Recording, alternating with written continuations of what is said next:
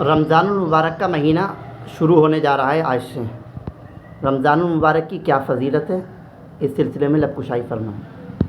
نحمدہ و نصلی علی رسولہ الکریم، اما بعد۔ انشاءاللہ العزیز امید ہے کل روزہ ہوگا، آج تراویح ہو جائے گی۔ ماہ رمضان اپنے ساتھ بے شمار رحمتیں اور برکتیں اور مغفرتیں لے کر آتا ہے۔ اس کا پہلا عشرہ رحمت کا ہوتا ہے، اور دوسرا عشرہ مغفرت کا، اور تیسرا عشرہ دوزخ سے نجات کا عشرہ کہلاتا ہے۔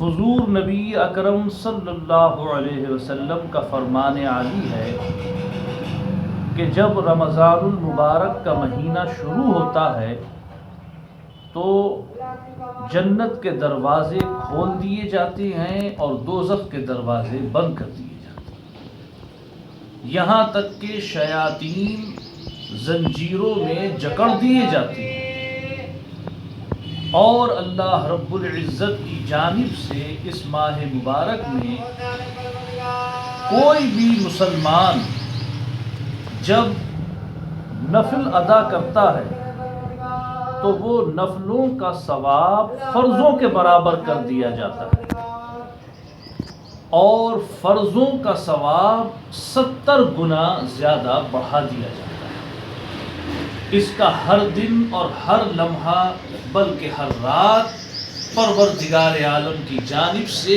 بے شمار انعامات لے کر آتا ہے۔ دن میں لوگ روزہ رکھتے ہیں، رات کو نماز تراویح ادا کرتے ہیں، قرآن پاک سنتے ہیں اور سناتے ہیں، اور خاص طریقے سے اس ماہ مبارک کے آخر عشرے میں ایک رات پروردگار عالم نے ایسی رکھی ہے کہ جس کو لیلۃ القدر یعنی شب قدر کہا جاتا ہے، اور یہ رات ایسی برکت والی رات ہے کہ 1000 راتوں سے یہ رات بہتر ہے۔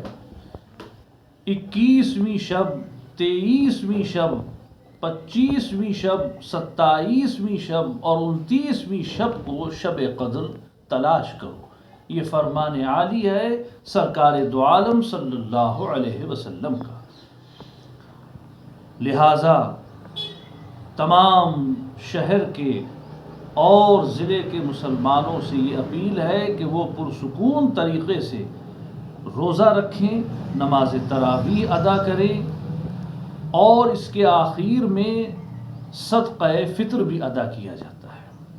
صدقہ فطر کے بارے میں حضور نبی اکرم صلی اللہ علیہ وسلم کا فرمان عالی ہے کہ بندے کے روزے جب تک قبول نہیں ہوتے ہیں جب تک کہ پہلے وہ صدقہ فطر ادا نہیں کر دیتا۔ صدقہ فطر 2 کلو گیہوں یا اس کی قیمت رکھی گئی ہے، جو موجودہ بازار کے اندر اس کی قیمت ہو، اس کے حساب سے صدقہ فطر پورے روزوں کا نکالا جاتا ہے ایک بار میں۔